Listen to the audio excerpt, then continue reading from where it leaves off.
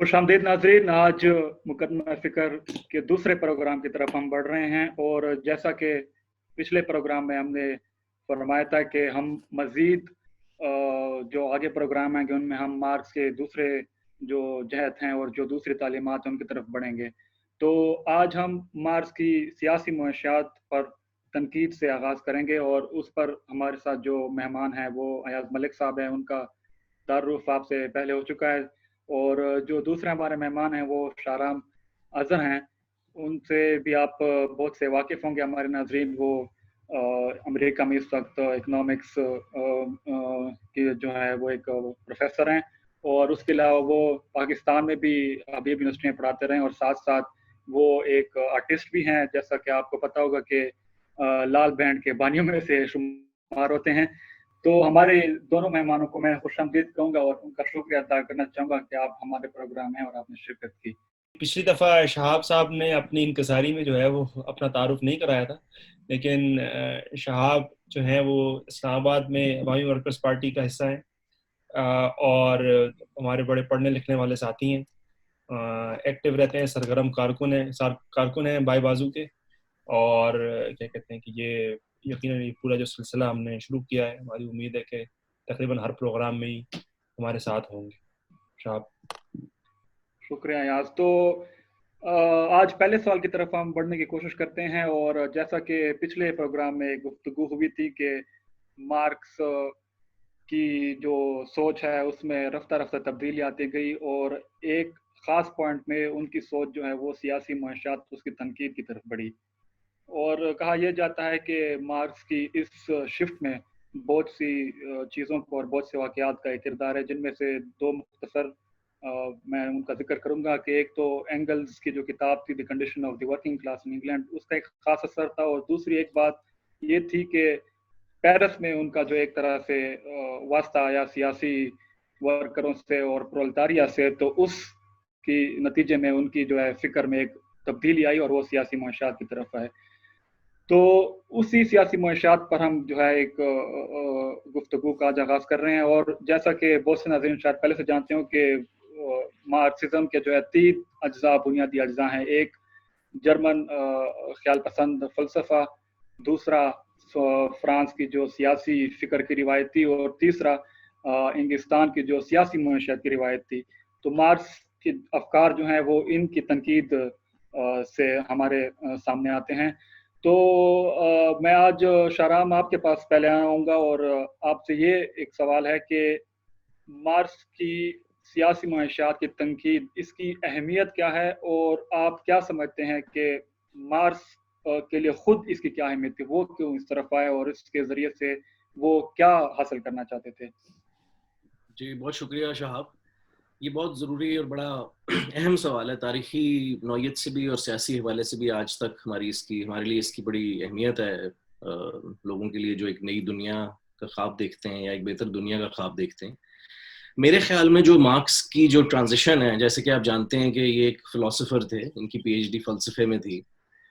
और मार्क्स ने जिस ज़माने में पॉलिटिकल इकोनॉमी को स्टडी करना शुरू किया, और एंगल्स के कहने पर ही शुरू किया, क्योंकि आप जानते होंगे कि एक ज़माना था जब मार्क्स को अंग्रेज़ी पढ़नी नहीं आती थी। और उस वक्त एंगल्स जो हैं, क्योंकि वो मैनचेस्टर में खुद एक फर्म चलाते थे अपने वालिद की, तो वो ये सारा लिटरेचर पढ़ते थे। एडम स्मिथ और रिकार्डो से एंगल्स ने इंट्रोड्यूस कराया मार्क्स को। और डिफरेंस जो एक बहुत मेजर जो फर्क आया मार्क्स की सोच में और फिक्र में, इससे पहले के मार्क्स में और इसके बाद के मार्क्स में, वो ये है लेबर थ्योरी ऑफ वैल्यू का जो एक नया फ्रेमवर्क मार्क्स ने पढ़ा और उसकी तनकीद फिर आगे डेवलप की। और उसी से, जिसको एंगल्स कहता है ना सोशलिज्म यूटोपियन एंड साइंटिफिक, में एंगल्स कहता है कि सोशलिज्म का ख्याल तो जब से सरमायादारी आई है तब से सोशलिज्म का ख्याल या उसकी जो ख्वाहिश है वो इंसानों में मौजूद थी। और यूटोपियन सोशलिस्ट जो हैं वो हजारों किस्म के आइडियलिस्टिक ख्वाब देखते थे एक बेहतर समाज के। लेकिन थियरी ऑफ सरप्लस वैल्यू, जो मार्क्स की सबसे बड़ी कंट्रीब्यूशन है पॉलिटिकल इकोनॉमी में, क्रिटिक ऑफ पॉलिटिकल इकोनॉमी में, उसने जो है इसको एक साइंसी बुनियाद पर रखा और एक तबकाती बुनियाद पर जो है एक सोशलिज्म के फलसफे का बेसिस बना, सरप्लस वैल्यू की वजह से। तो ये एक बहुत बड़ा कंट्रीब्यूशन है जो कि न सिर्फ बड़ी मजे की मैं आपको बात बताऊं, ना सिर्फ मार्क्सी फिक्र रखने वालों के लिए एक बहुत जरूरी ये एक फ्रेमवर्क है। मेरे कई दोस्त जो वॉल स्ट्रीट पर काम करते हैं या जो है बुर्जुआ सेक्टर्स में काम करते हैं, इवन उनको अगर ये कभी समझना हो कि मुनाफा कैसे बनता है और मुनाफे की सोर्स क्या है, तो वो भी जो है वो इसी फलसफे और इसी थ्योरी को इंस्टिंक्टिवली आपको बता देंगे कि यार ये तो लेबर के साथ इसका ताल्लुक है। तो ये इसमें भी आगे शायद चल के हम बात करें कि 1960s और 70s में जब बुर्जुआ इकोनॉमिक्स के अंदर एक मखसूस किस्म का ट्रेंड आना शुरू हो गया, जो कि प्योरली सब्जेक्टिव किस्म की वैल्यू की एनालिसिस है, तो मजे की बात यह है कि इवन बिजनेस स्कूल वालों ने ये सोचा कि यार ये जो थ्योरी ये लोग प्रेजेंट कर रहे हैं बुर्जुआ इकोनॉमिक्स में, ये हमारे लिए भी उतनी यूजलेस है जितनी मजदूर तबके के लिए है। तो क्योंकि बिजनेस स्कूल वालों के पास कैपिटल था, पैसा था, तो उन्होंने एक अलग स्कूल बना लिया जिसका नाम बिजनेस स्कूल है। ये सोचने की बात है कि आज दुनिया में दो किस्म की इकोनॉमिक्स के डिपार्टमेंट्स क्यों होते हैं। एक वो जहां पर सिर्फ कैपिटलिज्म को सेलिब्रेट किया जाता है, जो कि न्यू क्लासिकल इकोनॉमिक्स है, और एक वो जहां पे एक्चुअली पढ़ाया जाता है कि कैसे मुनाफा कमाया जाए। और जब आप वहां पे जाते हैं तो वहां पे बड़ी डिटेल किस्म की बातें आती हैं कि कैसे मजदूरों को कंट्रोल किया जाए, डिसिप्लिन कैसे किया जाए वर्क प्लेस में, मैनेजमेंट के क्या असूल हैं, वगैरह वगैरह वगैरह। तो मेरा ये ख्याल है कि अगर लेबर के पास भी उतनी वसाइल होते जितने बिजनेस के पास हैं, तो लेबर ने भी बहुत जमाने पहले, आज से 30-40 साल पहले, उन्होंने भी अपने अलग स्कूल्स बना लेने थे, लेबर स्कूल, जहाँ पे उनको ये सिखाया जाए कि ऑर्गेनाइज कैसे करते हैं, वेजेस के लिए कलेक्टिवली बार्गेन कैसे करते हैं, वगैरह वगैरह। और वो तमाम नताइज अगर आप उनकी हिस्ट्री देखें तो वो मार्क्स के जो 1860s की जो उनकी स्टडीज हैं उनसे निकल रही हैं, नोटबुक से, और जाहिर है फिर सरमाया जो उनकी सबसे बड़ी किताब है उससे। जी शुक्रिया आपका शारा। हम अयाज आपकी तरफ आएंगे। आप क्या समझते हैं कि मार्क्स की सियासी मुआशरत की तनकीद की क्या अहमियत है हमारे लिए?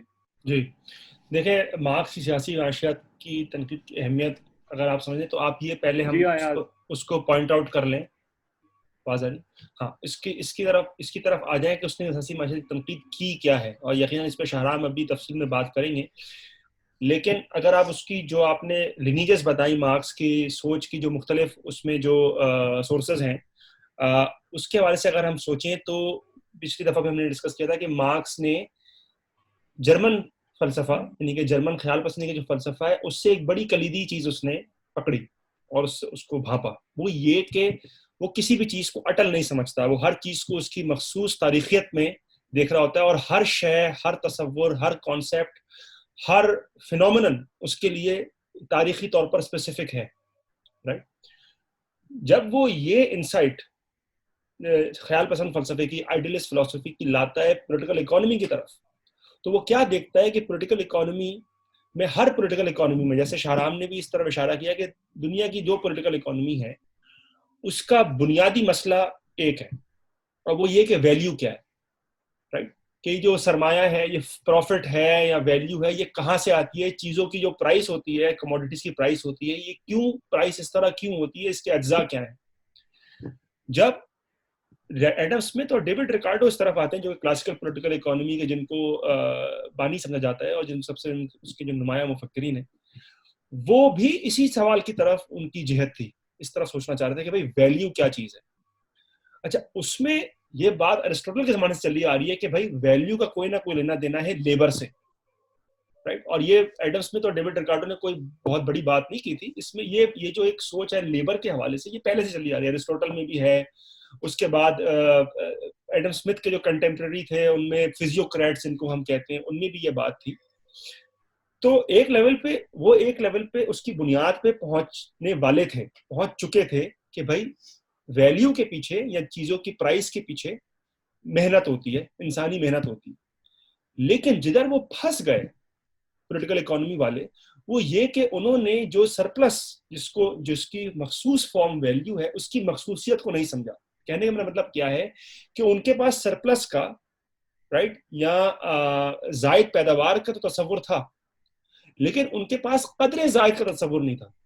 यानी कि उनको ये पता था कि सरप्लस प्रोड्यूस होता है, सरप्लस पैदा होता है, राइट, लेकिन उनके जो मखसूस फॉर्म है, मखसूस जो मजहर है, मखसूस जो शक्ल है जायद पैदावार की सरमायादारी निज़ाम है, जिसको हम सरप्लस वैल्यू कहते हैं, जिसको हम कदर जायद कहते हैं, उसकी तरफ वो नहीं आ पाए। और वो क्यों नहीं आ पाए? वो क्यों इसलिए नहीं आ पाए क्योंकि उनका जो तारीख का तसव्वुर था वो डेवलप नहीं था। उन्होंने एक मखसूस फॉर्म ऑफ सरप्लस को, जो कि सरप्लस वैल्यू है, उसको उन्होंने जनरलाइज कर दिया कि भाई तमाम तारीख में, इंसानी तारीख में सरप्लस इसी तरह होता है। और क्योंकि उसकी मखसूस फॉर्म को नहीं समझ पाए, इसलिए उसके पीछे जो मखसूस फॉर्म ऑफ लेबर है उसको भी वो समझ नहीं पाए। यानी कि उनकी जो पूरी कहानी है वो से शुरू होती है कि भाई इंसान लेबर करते हैं, ऑफ कोर्स करते हैं, एब्सोल्युटली, वो बुनियादी एक्टिविटी है इंसानी समाज की, लेबर करना, प्रोडक्शन, पैदावार। लेकिन पैदावार की जो मखसूस शक्ल है, कैपिटलिस्टिक शक्ल, और लेबर की जो मखसूस शक्ल है, यानी कि मेहनत करने की जो मखसूस शक्ल है, यानी कुव्वत मेहनत जिसको हम कहते हैं, लेबर पावर, वो उस तक नहीं पहुंच पाए क्योंकि वो मखसूस फॉर्म ऑफ सरप्लस नहीं समझे। जायद पैदावार का जो मखसूस फॉर्म था, जिसको हम कदर जायद या सरप्लस वैल्यू कहते हैं, उसको नहीं समझे। उसकी मखसूस फॉर्म क्यों नहीं समझे? क्योंकि वो उनके पास तारीख कंसेप्शन नहीं था, वो उसको तारीखी तौर पर नहीं देख रहे थे, इसलिए वो उसकी जो कंटेंट था, जो फॉर्म का जो कंटेंट है, उस तक भी नहीं पहुंच सके। और ये जो है ना, वो बुनियादी क्रिटिक है मार्क्स की, जो कि जर्मन फलसफे की तारीखियत को लेकर वो क्लासिकल पॉलिटिकल इकोनॉमी की करता है, जिससे फिर वो तमाम जो है ना वो कुफुल खुलते हैं, तमाम वो कुंजियां खुलती हैं, तमाम जो कुंजियां हैं उसकी सियासी माशियात की तनकीद की, सरप्लस वैल्यू हो गई, रेट ऑफ प्रॉफिट हो गया, जो इस्तेहसाल का जो पूरा तस्वुर है, कॉन्सेप्ट है प्रोडक्शन के स्फीयर के अंदर, उसके बारे में जब वो बात करता है, वो तमाम चीज इस बात से निकलती है कि वो जायद पैदावार की मखसूस शक्ल, यानी कि कदर जायद, यानी कि सरप्लस वैल्यू पर पहुंचता है, और इसकी वजह से वो क्लासिकल पॉलिटिकल इकोनॉमी से आगे बढ़ता है, उसकी अपनी अंदर से तनकीद करते हुए, इम्मिनेंट क्रिटिक जिसको हम कहते हैं, इनका दाखिली तनकीद करते हुए कि भाई जायद क्लासिकल पॉलिटिकल इकोनॉमी में, सियासी माशियात में लेबर का तक तो वो पहुंच गए, लेकिन लेबर की जो मखसूस तारीखी शक्ल उस तक नहीं पहुंच पाए। तो ये बुनियादी जो है ना, मेरे ख्याल में कुंजी है मार्क्स की, और उसमें यकीनन, जैसे कि मैं बार बार हम कहते हैं इसको, कि ये सियासी माशियात का महज मसला नहीं है, इसलिए Marx is a critique of political economy. सरमायादास कैपिटल का जो सबटाइटल है, जो लोग बहुत सारे इग्नोर करते हैं, और हमारे यहाँ मैकेनिकी मार्क्सिज्म ने मार्क्सिज्म को एक सियासी माशियात बना दिया। Actually Marxism is a critique of political economy, क्योंकि मार्क्स जो है वो पॉलिटिकल इकोनॉमी के अंदर तारीख, सोशियोलॉजी और सियासियात सब कुछ दरमियान में ला रहा है। जी शुक्रिया शाहराम, मैं आपकी तरफ आऊँगा। और आपने भी और अयाज दोनों ने जिक्र किया कि मार्क्स जो है एक इस्तेहसाल और एक्सप्लॉयटेशन को भी एक तरह से इंट्रोड्यूस करा रहा है पॉलिटिकल इकोनॉमी में। और जैसा कि आपने जिक्र किया कि अयाज आपने जिक्र किया कि एडम स्मिथ और रिकार्डो और फिर मार्क्स के दरमियान जो है काफ़ी फ़र्क है इस हवाले से। तो शाहराम, आप हमें बताएं कि आप क्या समझते हैं कि ये एडम स्मिथ, रिकार्डो में और शारा उसमें मार्क्स में क्या फ़र्क है, और ये एक्सप्लॉयटेशन, इसकी बुनियाद क्या है मार्क्स में, वो किस तरह इसको समझते हैं, क्या कह रहे हैं वो अपने कैपिटल के वॉल्यूम में? जी बहुत शुक्रिया। अच्छा, मैं इसमें एक खास तरीके से इसको प्रेजेंट करना चाहता हूँ आपके व्यूअर्स के लिए, जिस तरह से मुझे समझ में आया है कि इस मामले को कैसे समझा जाए। जो आप किसी भी दुनिया के इकोनॉमिस्ट को पढ़ें तो वो उनका स्टार्टिंग पॉइंट हमेशा कुछ अजम्पशंस होती हैं दुनिया के बारे में, वो कुछ अजम्पशंस बनाते हैं और उसके बाद वो आगे चलते हैं। रिकार्डो में फॉर एग्जांपल या एडम स्मिथ में आपको रॉबिन्सन क्रूसो की एक मिसाल नजर आएगी कि भी एक इंसान है, वो आइलैंड पे फंस गया है और वो समाज से उसका ताल्लुक नहीं है, वो समाज से कटा हुआ एक फर्द है। और आप गौर करें, आज तक आपको इस तरह की थ्योरीज की खुशबू आती है कि ये एंटरप्रेन्योरियल बड़े ऐसे लोग हैं जो बड़ी इनोवेशंस करते हैं वगैरह वगैरह। तो मैं मार्क्स के हवाले से भी कुछ बयान करना चाहूंगा कि मार्क्स का जो फ्रेमवर्क है, जहां तक मुझे समझ में आया, जो तारीखी फ्रेमवर्क है, उसका कैसे ताल्लुक बनता है सरप्लस के साथ, जिसकी तरफ अयाज ने भी इशारा किया।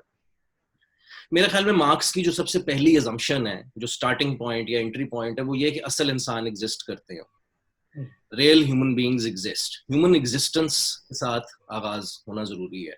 इससे ये बात वाज़ेह होती है कि हम जुपिटर के बारे में बात नहीं कर रहे, हम किसी आइलैंड पे फंसे हुए इंसान के बारे में बात नहीं कर रहे, हम रियल ह्यूमन बीइंग्स, जिनकी गम भी हैं, खुशियां भी हैं, जिनकी मजाक भी है, हंसी भी है, जो कि असल जिंदगी में पार्टिसिपेट कर रहे हैं एक समाज के अंदर। Real human beings exist, assumption पहली जो है वो ये है। ठीक। अब आप अगर खुद सोचें कि ह्यूमन बीइंग्स में, इंसानों में और बाकी जानवरों में एक जो बहुत बड़ा फर्क है, वो ये है कि हम जो भी कंज्यूम करते हैं, आपके इर्द गिर्द, मेरे इर्द गिर्द जो भी इस वक्त चीजें पड़ी हुई हैं, जो मैंने पहना हुआ है, जो मैंने सुबह नाश्ते में खाया, जो मैं रात को खाऊंगा वगैरह वगैरह, ये सब चीजें जो हैं ये पैदा की गई हैं, ये पैदावारी अमल से गुजरी हैं, ये नेचुरली अकरिंग सब्सटेंसेस नहीं है। ये जो मेरी शर्ट है ये मनोसलवा के तौर पे नहीं उतरी, ये नेचर ने नहीं दी, ये कुदरत ने नहीं दी।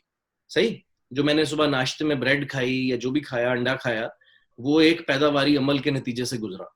सही, इसका मतलब ये है कि इंसान की एग्जिस्टेंस के लिए, इंसान की एग्जिस्टेंस के लिए पैदावार का होना जरूरी है, प्रोडक्शन की एग्जिस्टेंस जरूरी है।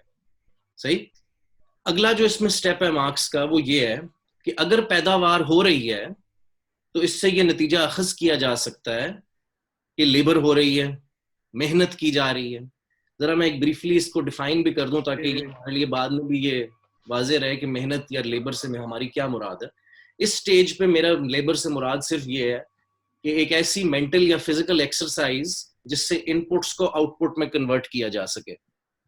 सही, इंसान के नर्व्स और मसल्स का इस्तेमाल जिसके नतीजे में इनपुट से एक आउटपुट बनाई जाए। अब ये एक आउटपुट एक कंप्यूटर भी हो सकता है, ये आउटपुट एक जो है एक वायलिनिस्ट जो वायलिन बजाता है वो भी एक आउटपुट है, वो भी एक सर्विस है। हजारों किस्म की प्रोडक्शन की फॉर्म्स आपको एकदम नजर आनी शुरू हो जाएंगी। आप अपने इर्द गिर्द देखें, आपको सब चीजें प्रोडक्ट्स ऑफ लेबर नजर आने शुरू हो जाएंगी। सही, सो ह्यूमन एग्जिस्टेंस से स्टार्ट हुआ, वहां से बात गई पैदावार पे। इंसान के होमोसेपियन की एग्जिस्टेंस के लिए प्रोडक्शन जरूरी है, प्रोडक्शन के लिए लेबर जरूरी है।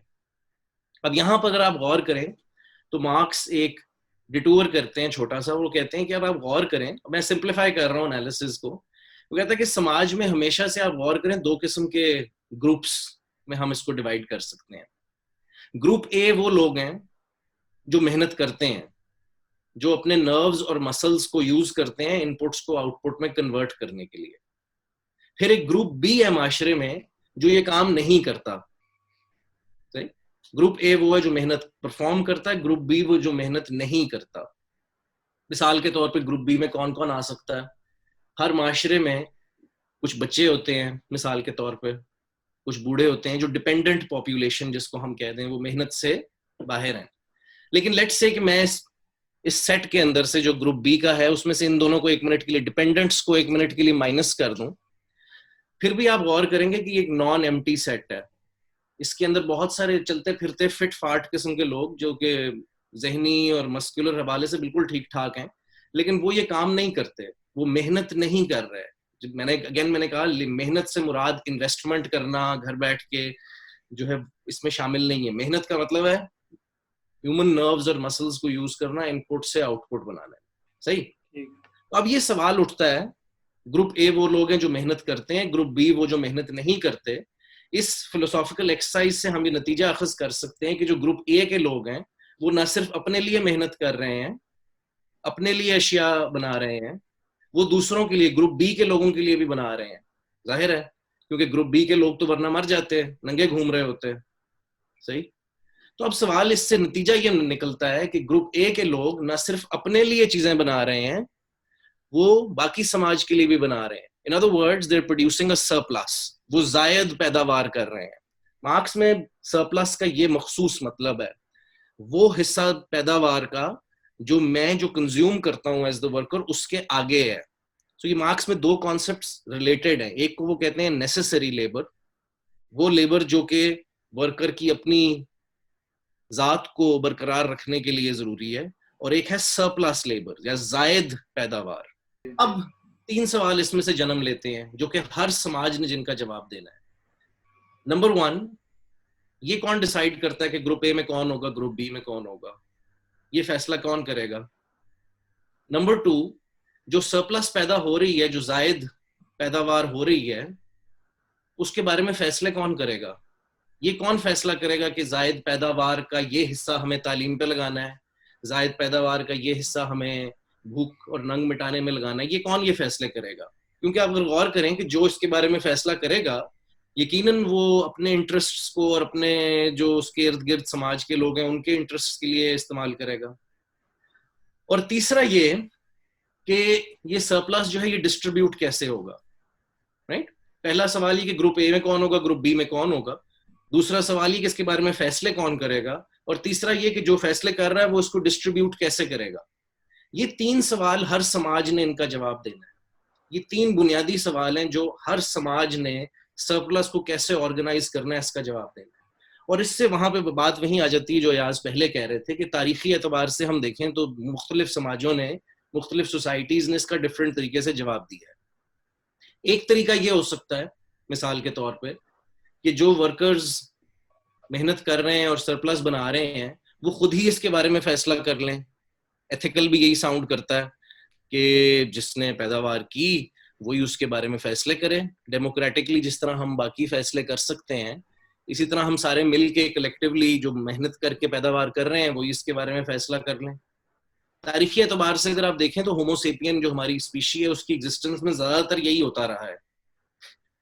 ये पिछले 5-8 हजार साल का मसले के ऊपर अब हम आते हैं। एक तरीका ये हो सकता है कि जो लोग मेहनत कर रहे हैं ग्रुप ए के लोग, वो किसी भी वजह से ग्रुप बी के लोगों की मलकियत बन जाएं और लिहाजा ग्रुप बी के लोग ग्रुप ए की पैदावार के बारे में फैसला करना शुरू हो जाएं। इसको हमने गुलामी का नाम दिया है, स्लेवरी का नाम दिया है। एक तीसरा तरीका ये हो सकता है कि वो जो ग्रुप ए के लोग हैं वो डायरेक्टली तो उनकी मलकियत नहीं है, लेकिन उनकी जो मोबिलिटी है वो रिस्ट्रिक्ट कर दी गई है। इसको हमने सर्फडम का नाम दिया है। एक तरीका ये हो सकता है कि जो पैदावार कर रहे थे ना वो किसी की मलकियत है, ना वो उनकी मोबिलिटी रिस्ट्रिक्टेड है, वो रिजाइन कर सकते हैं जब मर्जी चाहें, लेकिन क्योंकि उनको सरमाए पर एक्सेस नहीं है, लिहाजा वो जो पैदावार करते हैं महीने के एंड पे उनको एक तनख्वाह मिलती है। और फॉर्म ये है जो अयाज बात करते हैं, फॉर्म ये ऐसे रहा है कि सरमायादार जो है मजदूर को कुछ दे रहा है तनख्वाह की शक्ल में। स्लेवरी में आप गौर करें कि जो सरप्लस प्रोडक्ट है और नेसेसरी प्रोडक्ट है, पूरा का पूरा ऐसा लगता है कि स्लेव पूरा का पूरा दे रहा है अपने मास्टर को। वेज लेबर में जो डिस्गाइज्ड चीज है वो ये है कि फॉर्म ऐसे लग रही है कि ये तो सरमायादार कुछ दे रहा है मजदूर को, लेकिन अगर आप गौर करें कि जो प्रोडक्ट्स बन रहे हैं वो जब मंडी में बिकेंगे तो वो सरप्लस जो है वो सरप्लस वैल्यू में कन्वर्ट होगा। और उसके बाद हम वापस इसके ऊपर भी वापस आएंगे। तो बुनियादी बात ये है कि जो सरप्लस है वो एक बड़ी एब्स्ट्रैक्शन है और वो कैसे हिस्टोरिकली डिफरेंट समाज डिफरेंट तरीके से उसका जवाब देते हैं और उसको ऑर्गेनाइज करते हैं, उसकी बुनियाद पे मार्क्स ये डिस्टिंक्शन कर रहे हैं डिफरेंट फॉर्म्स ऑफ प्रोडक्शन में। ये चीज जो है ये एडम स्मिथ और डेविड रिकार्डो में एब्सेंट थी, ये उनके अंदर मौजूद नहीं है, ये आपको नहीं मिलेगी। वो जो है ऐसे प्रेजेंट कर रहे हैं सरमायादारी फॉर्म को। सरमायादारी क्या है, मैं 1 मिनट के लिए जरा इसको क्लियर अल्फाज में डिफाइन करना चाहूंगा। जहां तक मुझे समझ में आया है इसके लिए 2 चीजें होनी जरूरी हैं। नंबर 1 ये कि वेज लेबर हो, जो प्रोड्यूसर है वो गुलाम नहीं है, वो सर्फ नहीं है, वो चाहे तो रिजाइन कर सकता है, ये उसकी फ्रीडम है, जो उसकी नेगेटिव साइड है फ्रीडम की, राइट।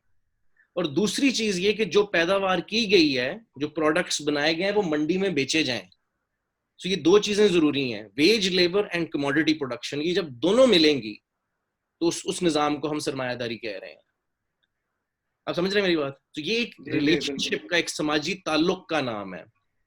जितने भी आप ये देखें, गुलाम और मालिक का ताल्लुक, सर्फ और सर्फ मास्टर का ताल्लुक, एम्प्लॉयर और एम्प्लॉई का ताल्लुक, ये सारे जो है ताल्लुकात की बुनियाद पर सारी बात का आगाज हुआ है। मार्क्स के लिए सोशल रिलेशनशिप्स जो हैं वो डिटरमिन कर रहे हैं सारी बाकी कहानी को। ये दोनों चीजें एडम स्मिथ और डेविड रिकार्डो में मिसिंग थी। वो उसको ऐसे प्रेजेंट कर रहे हैं कि जैसे सरमायादारी हमेशा से एग्जिस्ट करती है। बुर्जुआ फॉर्म ऑफ प्रोडक्शन को वो एक एब्सोल्यूट फॉर्म ऑफ प्रोडक्शन दिखा रहे हैं। और ये एक बहुत बुनियादी लेकिन बहुत एक मेजर डिफरेंस है between Adam Smith, David Ricardo and marks, जहां तक मुझे समझ आया। ठीक है जी, बड़ी दिलचस्प बात आपने की। इससे जो मुझे एक नुक्ता समझ में आ रहा है कि आप ये कह रहे हैं कि जो जितना भी अमल है सरमायादारी का या प्रोडक्शन का, लग ऐसे रहा है फॉर्म जो आपने बयान किया कि वो कोई खुदकार अमल है, यानी हमसे बाला या जो है ऊपर है। और हालांकि असल में इस तरह से जैसे आपने जिक्र किया कि नहीं है, बल्कि होता यह है कि इंसान ही अमल कर रहे होते हैं। लेकिन फॉर्म उसके जो हमें एक तरह से फरेब भी किस्म के एक उसकी फॉर्म नजर आती है, और मार्क्सी भी तनकीद जैसा आपने जिक्र किया कि इसकी मौजूद है। और जैसा कि ग्रुंतरेस के इंट्रोडक्शन में एक बड़ी दिलचस्प तनकीद करते हैं कि वो जब रोसो और एडम स्मिथ की तनकीद करते हैं तो वो ये कह रहे हैं कि बुनियादी तौर पर वो जिस मफरूज़े से आगाज कर रहे हैं वो इंडिविजुअल का है, लेकिन वो मफरूज़ा खुद कहाँ से आ रहा है? वो एज्यूम कर रहे हैं तारीख की एक बड़े पैमाने पर डेवलपमेंट और तरक्की और एक अमल को एज्यूम करके जो उसके नतीजे में इंडिविजुअल कॉन्सेप्ट उभर के आता है, तो वो उससे इब्तदा कर रहे हैं। हालांकि होना इस तरह से नहीं होना चाहिए, बल्कि हमें जैसे अयाज ने करके कि तारीखियत का हवाला जो है एक उस हवाले में बात करनी चाहिए। एक जो मैं सॉरी एक बात जो करना चाह रहा था अच्छा, वो अयाज मैं आपकी तरफ आऊंगा कि जी जी शाहराम को जी जी इस्तेहसाल की जो डेफिनेशन है, एक्सप्लॉयटेशन की जो डेफिनेशन है मार्क्स में, वो बड़ी मखसूस है और वो हमें समझनी चाहिए, क्योंकि इससे जो हम फ्यूचर सोसाइटी क्रिएट करना चाहते हैं उसका भी ताल्लुक बड़ा गहरा है। वो ये है कि मार्क्स की नजर में कोई भी ऐसा निजाम जिसके अंदर पैदावार करने वाले और पैदावार के बारे में फैसला करने वालों में तफरीक होगी, वो एक इस्तेहसाली निजाम है। क्योंकि ये बड़ी इंपॉर्टेंट एक डिस्टिंक्शन इसमें आ गई है, और आगे जाके जब आपके सामीन जो हैं वो लेनिन के बारे में पढ़ेंगे तो वो ये देखेंगे कि लेनिन ने क्यों 1917 से 1924 जब तक वो जिंदा थे उस समाज को स्टेट कैपिटलिज्म क्यों कहा था। ये बड़ी इंपॉर्टेंट डिस्टिंक्शन है और इसके ऊपर बड़ी लड़ाइयां हुई हैं लेफ्ट के विदिन, आज तक चल रही हैं। और नया समाज जो हम कायम करना चाह रहे हैं उसमें हमें 20वीं सदी की कुछ मिस्टेक्स से सीखना भी पड़ेगा कि क्या हमने ऐसा निजाम कायम किया जिसके अंदर पैदावार करने वाले और पैदावार के बारे में फैसला करने वालों में तफरीक क्या हमने खत्म की, या हमने एक नई किस्म की तफरीक कायम कर दी। ठीक है, यानी आपने जो कहा है वो बड़ा एक बुनियादी सवाल है, यानी ये एक सियासी सवाल है, ना कि तकनीकी सवाल है। सिर्फ इकोनॉमिक्स का क्वेश्चन नहीं है कि जो कि एक ऑटोमेटिक प्रोसेस है, बल्कि सियासत का सवाल है। तो अयाज मलिक आपकी तरफ आऊंगा और आप डिस्कशन में क्या और क्या कहना चाहेंगे? जी, मैं बिल्कुल ये बात जो शहाब आपने की और जिसकी तरफ शाहराम ने भी इशारा किया कि एडम स्मिथ और रिकार्डो वगैरह जिधर से शुरू होते हैं वो इंडिविजुअल है, राइट। अच्छा, अब उसमें चक्कर क्या है कि जो मखसूस फॉर्म है फर्द की, इंडिविजुअल की आज के समाज में या 150 साल की जो सरमायादारी समाज में, उसको क्योंकि वो नेचुरलाइज कर देते हैं, क्योंकि उसको उसकी तारीखी अमल में नहीं देख रहे होते, इसलिए वो मार्क्स कहता है कि दे स्मगल इन बुर्जुआ कैटेगरीज, राइट। वो जो लफ्ज दे स्मगल इन, कि वो आज के समाज की शक्ल लेते हैं और उसको तमाम तारीख पर जनरलाइज कर देते हैं। और यही जिस तरह मैंने पहले कहा था वो लेबर की कैटेगरी के साथ भी करते हैं, यही वो सरप्लस की कैटेगरी के साथ भी करते हैं। अच्छा, अब उससे होता क्या है, दो चीजें। एक तो ये कि जो खास किस्म की इंडिविजुअलिटी है, इस खास किस्म का फर्द है जिसको हम एलियनेटेड इंडिविजुअल कहते हैं। सरमाए के निजाम में जो इंडिविजुअल है, इंडिविजुअलिटी तो है नो डाउट, लेकिन एलियनेटेड इंडिविजुअल है, क्योंकि जिस तरह शाहराम ने कहा कि फर्द जो चीज पैदा करता है, जो उसकी अपनी बीइंग का हिस्सा एक लेवल पर, उसकी अपनी तखलीक से जो चीज निकलती है वो उसके कंट्रोल में नहीं, तो उसकी बीइंग एक लेवल पर बाइफर्केटेड है, उसमें डिवीजन है, उसमें तफरीक है, उसमें तकसीम है, इसलिए उसको हम बेगानगियत कहते हैं, उस पूरे अमल। और बेगानगियत को अगेन मार्क्स एक तारीखी तौर पर देखता है, और बेगानगियत का तस्वुर एक लेवल पर क्लासिकल पॉलिटिकल इकोनॉमी में नहीं है। एलिनेशन का जो तस्वुर है वो क्लासिकल पॉलिटिकल इकोनॉमी में नहीं है। उससे क्या बात निकलती है दूसरी, ये कि और वो जो लेबर वाली बात के अगेन क्लासिकल पॉलिटिकल इकोनॉमी में लेबर का कॉन्सेप्ट है, लेबर पावर का कॉन्सेप्ट नहीं, राइट। कुव्वत मेहनत का कॉन्सेप्ट नहीं। अच्छा, ये बात बड़ी ये लगता है कि अल्फाज का हेरफेर है, लेकिन ये अल्फाज का हेरफेर नहीं है। ये जो बुनियादी कैटेगरी लेबर पावर की, ये बिल्कुल ये बहुत अहम बात है। वो इसलिए क्योंकि लेबर पावर की जो कैटेगरी, इसके जरिए मार्क्स कहता है कि भाई जब मजदूर अपने आप को, अपनी कुव्वत मेहनत को बेचता है सरमाए को, या उसके जरिए उसके एक्सचेंज में, उसके बदले में उजरत लेता है, और सरमायादार जो प्रॉफिट लेता है, राइट। प्रॉफिट कहां से आता है? वो इस तरह आता है कि जो मजदूर को अपनी कुव्वत मेहनत यानी कि लेबर पावर के लिए जो कंपनसेशन मिलती है, जिसको हम वेज कहते हैं, वो जो वेज है दैट इज लेस देन, यानी कि वो उस वसीतर वैल्यू से कम है जो कि मजदूर एक पॉइंट पे प्रोड्यूस करता है। मिसाल के तौर पर, अगर एक मजदूर 12 घंटे काम करता है दिन में और वो 100 रुपए की चीजें बनाता है, राइट।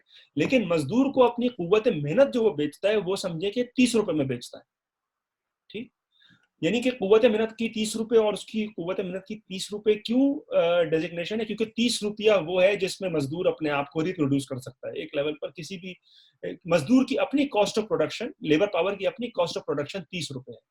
तो कहने का मतलब ये कि जब ये लेबर पावर का कॉन्सेप्ट मार्क्स लाता है तो उससे पता चलता है कि भाई मजदूर को अपनी एक्सचेंज वैल्यू पर, यानी कि अपनी उजरत मिल रही है, लेकिन मजदूर जो वैल्यू प्रोड्यूस करता है या करती है वो उस जो वेज है, जो उजरत है, उससे कहीं ज्यादा होती। और ये जो है ना वो सरमाए, ये जो है वो कदर जायद की यानी कि सरप्लस वैल्यू की बुनियाद है, यहां से सरप्लस वैल्यू निकलती है। और इसीलिए मार्क्स में फिर मार्क्स लेबर पावर को लेकर चलता है ना कि लेबर को। और ये जो फर्क है इसको वो इस्तेहसाल कहता है, राइट, कि जो मजदूर प्रोड्यूस कर रहे हैं, जो पैदावार हो रही है और जो उनको मिल रहा है उसमें एक फर्क है, उसमें एक तफरीक है, ठीक है। अच्छा, वो फर्क, अब ये इस बात की बड़ी रेडिकल जो है ना इसकी इंप्लीकेशन है। नंबर वन ये कि भाई सरमाया जो है वो कोई इक्वल एक्सचेंज नहीं है। सरफेस पे इक्वल एक्सचेंज है, जो कि हमने कहा कि भाई वो पैसे सरमाए के साथ, सरमायादार पैसे के साथ आते हैं, सरमाए के साथ आते हैं, और मजदूर अपनी कुव्वत मेहनत के साथ आता है। ये सरफेस लेवल पर, मार्केट के लेवल पर इक्वल एक्सचेंज है।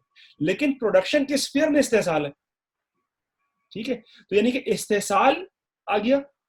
अच्छा, इस्तेहसाल की जो एक्सटेंट है, यानी कि भाई 100 में से 30 रुपए मजदूर को मिलने, 50 रुपए मिलने, 70 रुपए मिलने, ये भी कोई टेक्निकल प्रोसेस नहीं है, इसके पीछे कोई फॉर्मूला नहीं है। इसके पीछे क्या चीज है? सियासत। इसके पीछे क्या है? स्ट्रगल। इसके पीछे क्या है? जद्दोजहद। इसीलिए मार्क्स जो है एक और लेवल पर, अगेन क्योंकि वो चीजों को तारीखियत में देख रहा है, और जो हमने पिछली दफा बात की थी कि वो किसी भी ऑब्जेक्टिव रियलिटी को, यानी कि मारूजी हकीकत को उसकी मौजूदियत से हटा के नहीं देखता।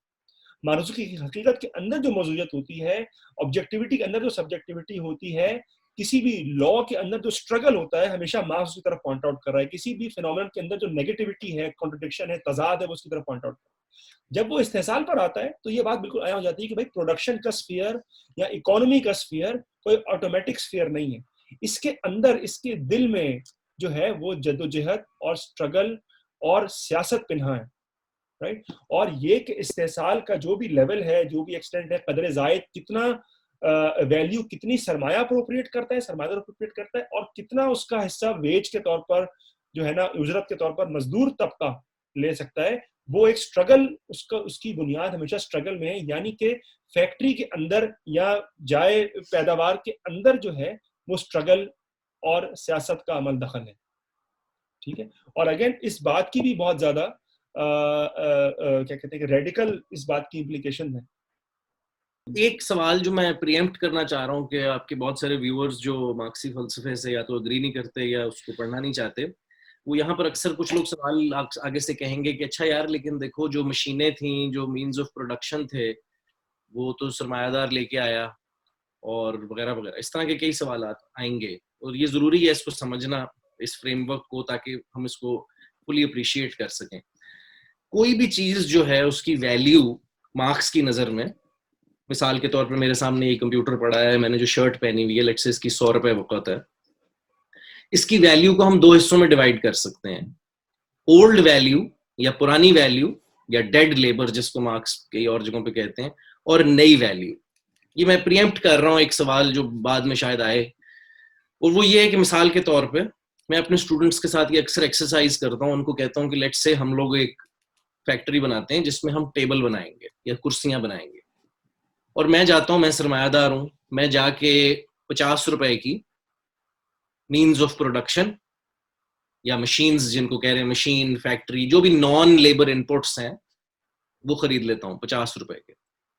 अब मिसाल के तौर पे कि ये जो 50 रुपए का सामान जो मैंने खरीदा है, जो मशीनरी, बिल्डिंग्स वगैरह मैंने खरीदी हैं या रेंट पे ली हैं, अगर मैं इनको यहाँ पे पड़ा रहने दूं तो अगले 5000 साल तक ये पड़ी रहेंगी और इनकी वक़्त 50 रुपए से ऊपर नहीं जाएगी।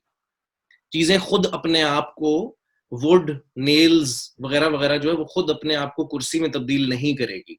सही, वो कुर्सी में कब तब्दील होगी? जब उस पर मेहनत, जो एक्टिव कंपोनेंट है प्रोडक्शन का, वो जब उस पर काम करेगा तो उसकी वो 50 से 150 की जो कुर्सियां अब आप बेच रहे हैं, तो अब इसमें इसका मतलब है कि हम जो 150 रुपए की कुर्सी हमने बेची उसकी वैल्यू को हम 3 हिस्सों में डिवाइड कर सकते हैं। पहला हिस्सा वो जिसको मार्क्स सी या कांस्टेंट कैपिटल कहते हैं, ये वो हिस्सा है जिसकी वक़्त मीन्स ऑफ प्रोडक्शन के बराबर है या डेड लेबर के बराबर है, सही। और फिर एक नया हिस्सा है जो न्यू वैल्यू का है, जिसको हम दो हिस्सों में डिवाइड करते हैं।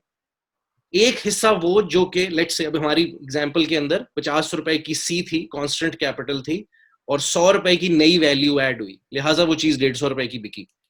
अब वो 100 रुपए पे जरा फोकस लेके आए अपना। उस 100 रुपए को मैं दो हिस्सों में डालूंगा। एक हिस्सा वो जो 50 रुपए की जो तनख्वाह मजदूरों को वापस रिटर्न की गई, सही। मैंने कितनी नई वैल्यू ऐड की थी? 100 रुपए की। आपने मुझे कितनी वापस की? 50 रुपए। तो वो जो 50 था उसको मार्क्स कह रहा है एस या सरप्लस वैल्यू, सही। तो अब इसके अंदर से हम एक्चुअली रेट ऑफ एक्सप्लॉयटेशन भी निकाल सकते हैं कि हर 50 रुपए, हर 1 रुपए, मेरी एग्जांपल के अंदर हर 1 रुपया जो मैंने सरमायादार के लिए पैदा किया, उसके एवज 1 रुपया मुझे मुफ्त में उसको बना के देना पड़ा, राइट। सो एक्चुअली देखा जाए तो कौन किसको वैल्यू दे रहा है? असल में देखा जाए फॉर्म ये है कि वेज तुम मुझे दे रहे हो, लेकिन रियलिटी ये है कि मैं तुम्हें वैल्यू दे रहा हूँ। ठीक, तो ये एक बड़ा एक इंपॉर्टेंट इसके अंदर एक फैक्टर है। और सबसे मजे की बात जो इसके अंदर है वो ये कि मार्क्स से पहले बहुत किस्म की थ्योरीज फ्लोट अराउंड करती थी कि जी मुनाफे की सोर्स क्या है। कुछ लोग ये समझते थे कि एक कमर्शियल एक्टिविटी के नतीजे में होता है कि मैंने 50 रुपए की चीज ली और 150 रुपए की इधर बेच दी। ये मर्केंटलिस्ट्स कहलाते थे। स्मिथ का और फिर रिकार्डो का जो बहुत बड़ा कंट्रीब्यूशन है, जिसपे आप गौर करें कि अगर आप मार्क्स को पढ़ेंगे तो आपको ये नजर आएगा कि यार अनलाइक अदर पीपल जो आज भी एग्जिस्ट करते हैं, मार्क्स अपने प्रीडिसेसर्स की बहुत तारीफ भी करता है। वो हर चीज के अंदर वो कहता है कि रैशनल कर्नेल इसमें से निकालो क्या है, राइट। तो रैशनल कर्नेल जो स्मिथ और रिकार्डो में था वो ये था कि उन्होंने पैदावार की इंपॉर्टेंस को आइडेंटिफाई कर दिया था। उन्होंने ये आइडेंटिफाई कर दिया था कि मुनाफे की सोर्स प्रोडक्शन है और लेबर है। वो ये नहीं आइडेंटिफाई कर सके थे कि ये यार ये इस्तेहसाली है, जाहिर है उनके बुर्जुआ कंसेप्शन्स थे प्रोडक्शन के बारे में। और मार्क्स एक बड़ा खूबसूरत लफ्ज यूज करता है, hidden abode of production. Hidden abode of production के अब हम जिस समाज में रहते हैं, जो मैंने चीजें पहनी हुई हैं या जो हम खाना खाते हैं वगैरह वगैरह, उसके अंदर कहीं से भी वो चीजें बोल के मुझे ये नहीं बताती कि मैं मेहनत की का रिजल्ट हूँ, कि मैं किसी फैक्ट्री या फार्म पे बनी थी। वो खुद नहीं बोलती चीजें, राइट। तो अपीयरेंस ऐसे है कि ये चीजें तो यार किसी फर्म ने बनाई है, किसी कंपनी ने बनाई है। हाँ, अपीयरेंस ये है चीज की। क्यों? क्योंकि वो हिडन अबोर्ड में जो काम हुआ, जो दीवारों के पीछे एक्सप्लॉयटेशन हुई, इस्तेहसाल तो दीवारों के अंदर हो रहा है ना, फर्म्स के अंदर हो रहा है इस्तेहसाल, जहां पे discipline, management, monitoring of workers चल रही है। एक बड़ी इंटरेस्टिंग, मैं उस दिन स्टडी पढ़ रहा था कि हम ये अक्सर समझते हैं कि यार सरमायादारी जो है बड़ा एफिशिएंट निज़ाम है और इसमें बड़ी जबरदस्त किस्म की नई नई चीजें बनती हैं। सबसे बड़ा कंट्रीब्यूशन जो इन्वेस्टमेंट्स में पिछले 40-50 साल में हुआ है फर्म के अंदर, वो नए प्रोडक्ट्स बनाने में नहीं है, वो इस टेक्नोलॉजी पर है कि वर्कर्स को कंट्रोल कैसे किया जाए, उनकी सर्वेलेंस कैसे की जाए, कैमरे कैसे लगाए जाएं ताकि उनको 1 सेकंड का भी वक्त ना दिया जाए। क्योंकि जो अयाज ने बात की वो बहुत जरूरी है। सरमायादार जिस चीज के लिए पे कर रहा है, जिस चीज के लिए वो आपको पैसे दे रहा है मजदूरों को, वो मजदूरी है। जिस तरह हमारी जुबान में तो बड़ी खूबसूरत एक डिवीजन है मेहनत और मजदूरी में। मेहनत वर्ब है, ये उन एक्टिविटीज का नाम है जो हम परफॉर्म करते हैं जब हम अपनी वर्क प्लेस पे जाते हैं। मजदूरी उस चीज का नाम है, लेबर पावर उस वैल्यू का नाम है जो मुझे जिंदा रखने के लिए जरूरी है। एक वर्ब है, वर्ब वो है जो एक्टिविटीज परफॉर्म की गई, जो नर्व्स और मसल को इस्तेमाल करके इनपुट्स में आउटपुट में कन्वर्ट किया गया। मजदूरी वो है जो आप मुझे रिटर्न कर रहे हो। तो मेहनत और मजदूरी में ये जो तफरीक है ये मार्क्स में बड़ी जरूरी है, और ये बहुत बड़ा कंट्रीब्यूशन है उनका जो उन्होंने एडम स्मिथ और डेविड रिकार्डो की एक तरह से इस्लाह की है।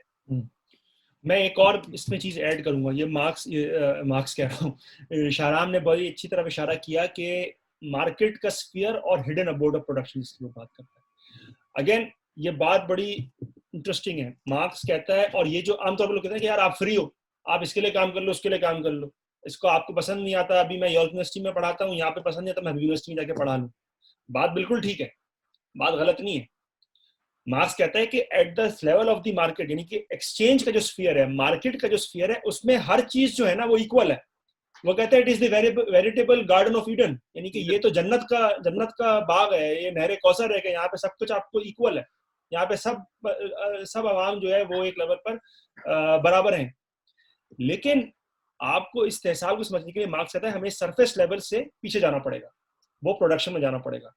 अच्छा, इसके पीछे भी क्या लॉजिक है कि भाई वो कहता है कि मार्केट लेवल पर तो इक्वल है, मैं चाहूं तो मैं शाहराम को एज अ सरमायादार अपनी कुव्वत मेहनत बेच दूं, या शहाब को बेच दूं, या हबीब यूनिवर्सिटी को बेच दूं, या जूम वालों को बेच दूं, या गूगल वालों को बेच दूं, लेकिन फर्द के लेवल पर मैं फ्री हूं, मैं आजाद हूं, लेकिन मुझे बेचना जरूर है अपने आप को, राइट? बेचना क्यों है? क्योंकि मेरे पास अपने जराए पैदावार पर कंट्रोल नहीं है, मैं अपने जराए पैदावार का मालिक नहीं हूं, इसलिए मुझे अपने वजूदियत के लिए, जिंदा रहने के लिए, अपने यानी कि खाने पीने के लिए मैं डिपेंडेंट हूं, मेरा इन्हिसार उस पर है, उस शख्स पर या उस गिरोह पर जिसके पास जराए पैदावार का कंट्रोल है, ताकि मैं उसको बेच सकूं, अपनी कुव्वत मेहनत बेचूं, और फिर उसके जरिए मैं जो भी उजरत मिलेगी उससे मैं फिर अपनी आपको अपनी नस्लों को फरोग दूं, तकवीत।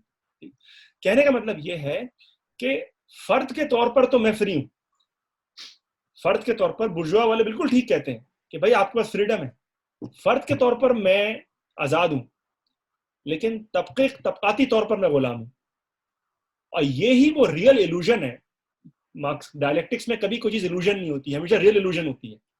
सच और झूठ में, हर झूठ में सच का अंसर होता है, इस तरह भी हर झूठ में भी रैशनल कर्नल होता है, जिस तरह अभी शाहराम ने कहा। तो कहने का मतलब ये है कि जो इक्वालिटी का स्फीयर है उसमें वो गलत बात नहीं है, लेकिन वो पार्शल बात है, वो पूरा सच नहीं है। पूरा सच क्यों नहीं है? क्योंकि फर्द के लेवल पर, जैसे मैंने कहा, मेरे पास मुकम्मल तौर पर आजादी है कि भाई मैं इस यूनिवर्सिटी को अपनी मेहनत बेचूं, गूगल को बेचूं, फेसबुक को बेचूं, मंशा को बेचूं, या आरिफ हबीब को बेचूं, लेकिन मुझे अपने आप को बेचना जरूर है। कहने का मतलब है फर्द के तौर पर मैं आजाद हूं, तबकाती लेवल पर मैं गुलाम हूं। और यही वो रियल इल्यूजन है जिसकी तरफ मार्क्स इशारा कर रहा है। ठीक, और ये क्यों हमें बेचना क्यों इस तरह का बार बार? लेबर पावर, क्योंकि हमारी लेबर पावर एक शय है, एक कमोडिटी है। और वो क्यों कमोडिटी है? क्योंकि एक तारीखी अमल के जरिए इंसानों को, या इंसानों की जो एक वसीतर अक्सरियत है, उनको अपने जराए पैदावार से फोर्सिबली अलग किया गया है। उसमें कॉलोनियलिज्म का भी हाथ है, उसमें जिसको मार्क्स प्रिमिटिव एक्यूमुलेशन कहता है, या ओरिजिनरी एक्यूमुलेशन कहता है, क्योंकि प्रिमिटिव एक्यूमुलेशन ओरिजिनरी एक्यूमुलेशन कहता है जर्मन में। उसका उसका उसका उस प्रोसेस का पूरा जो है ना, वो एक नतीजा है कि भाई हमारे पास अब कुछ भी नहीं है बेचने को, सिवाय इसके कि हमारी कुव्वत मेहनत। और इसकी वजह से फिर जब क्योंकि वो मेहनत करने की जो शक्ल है उसकी, या कुव्वत मेहनत उसकी मखसूस शक्ल पर आता है, इसलिए उसके पास एक्सप्लॉयटेशन का कॉन्सेप्ट है, इसलिए उसके पास इकोनॉमी के अंदर वो मार्केट स्फीयर से हटकर प्रोडक्शन के स्फीयर में आता है, और प्रोडक्शन के स्फीयर के अंदर, इकोनॉमी के अंदर उसके जद्दोजहद और स्ट्रगल जो है वो उसके अंदर पिन्हा है। अब उसमें क्या स्ट्रगल होती है उसके बारे में मार्क्स बात करता है, शाहराम भी मेरे ख्याल में बात करेंगे, लेकिन उसमें बुनियादी स्ट्रगल क्या? भाई अगर, जैसे हमने बात की अभी कि भाई अगर एक 12 घंटे के दिन में मैं 100 रुपए, या समझे कि 100 रुपए की वैल्यू बना रहा हूँ, या कोई मेहनतकश बना रहा है, और उसको मिल ले 50 रुपए, यानी कि वो 12 घंटे में से 6 घंटे अपने लिए काम कर रहा है, 6 घंटे सरमाएदार के लिए काम कर रहा है। तो सबसे पहले क्या स्ट्रगल आ जाती है? वर्किंग डे के ऊपर स्ट्रगल, राइट? जो काम के दिन की जो ड्यूरेशन है, जो मुद्दत है, उस पर स्ट्रगल है। सरमायादार चाहता है कि भाई आप 6 घंटे, उसको यानी कि कॉन्शियसली कोई नहीं कर रहा होता, लेकिन वो चाहता है भाई आप 12 के बजाय 14 घंटे काम करो, 14 के बजाय 16 घंटे काम करो, ताकि आपका तो वो 6 घंटे का निकल जाएगा 50 रुपए, लेकिन मेरा सरमाया या मेरे पास जो सरप्लस वैल्यू आ रही है वो ज्यादा बढ़ती है। इस वर्क डे की ड्यूरेशन को बढ़ाने के जो प्रोसेस है, जो स्ट्रगल है, इसको मार्क्स कहता है एब्सोल्यूट सरप्लस वैल्यू, जो इसके जरिए आती है। अच्छा, दूसरा तरीका क्या है जो कि मार्क्स एक्चुअली सरमाए कैपिटल में जो बेहतरीन सेक्शन है वर्किंग डे के ऊपर, उसमें वो मुख्तलिफ स्ट्रगल्स को देखता है, फ्रांस में, अमेरिका में, और खास तौर पर बरतानिया में, और वो दिखाता है इस बात को कि एक्चुअली जब मजदूरों ने वर्किंग डे, यानी कि जो दिन है जिसके दौरान काम किया जाता है, उसकी जो मुद्दत है उस पर किसी तरह रिस्ट्रिक्शन लगाई है, चाहे वो लेजिस्लेशन के जरिए हो, चाहे वो डायरेक्ट एक्शन के जरिए हो, स्ट्राइक्स के जरिए हो, एंड सो ऑन। सरमाए ने क्या किया कि उसको इनोवेशन की है उसने। सरमाएदार क्या करते हैं कि इनोवेशन करते हैं, भाई मशीनरी ले आओ, टेक्नोलॉजी ले आओ, तो होता क्या है कि भाई जो चीज 50 रुपए की, जो अपनी अपनी तकवीत के लिए जो मैं 50 रुपए की नेसेसरी लेबर में कर रहा था, जो 6 घंटे में कर रहा था, अब वो मैं 3 घंटे में कर सकता हूँ। तो यानी कि 12 घंटे में से जो पहले 6 घंटे में सरमायादार के लिए अपने लिए काम करता, 6 घंटे सरमायादार के लिए काम करता, उसमें क्या होता है कि भाई 3 घंटे अब मैं अपने लिए काम कर रहा हूँ, 9 घंटे सरमायादार के लिए। उससे क्या है, उसको मार्क्स करता है रिलेटिव सरप्लस वैल्यू। यानी कि एब्सोल्यूट सरप्लस वैल्यू क्या है कि दिन की वर्क डे की ड्यूरेशन को बढ़ाना। रिलेटिव सरप्लस वैल्यू क्या है कि उसी ड्यूरेशन में रहते हुए काम की इंटेंसिटी बढ़ाना। यानी कि एक उसी 10 घंटे में या 12 घंटे में आप ज्यादा वैल्यू या ज्यादा अशिया आप प्रोड्यूस कर रहे हैं। ठीक है, अब ये दोनों चीजें साथ चल रही होती हैं, राइट। ये दोनों चीजें लोग आमतौर पर इसको स्टेजेस के तौर पर लेते हैं, स्टेजेस भी होती है, लेकिन एक आमतौर पर क्या होता है कि जब मशीनरी आती है स्फीयर ऑफ प्रोडक्शन के अंदर, उससे क्या होता है कि भाई 10 बंदों का काम अब 5 बंदों का काम एक मशीन कर रही है, उसके लिए एक बंदा चाहिए। तो 4 बंदे जो है वो आपके फुजला हो गए, फारिग हो गए, रिजर्व आर्मी बन गए, जिस तरह शाहराम ने इशारा के दरमियान में।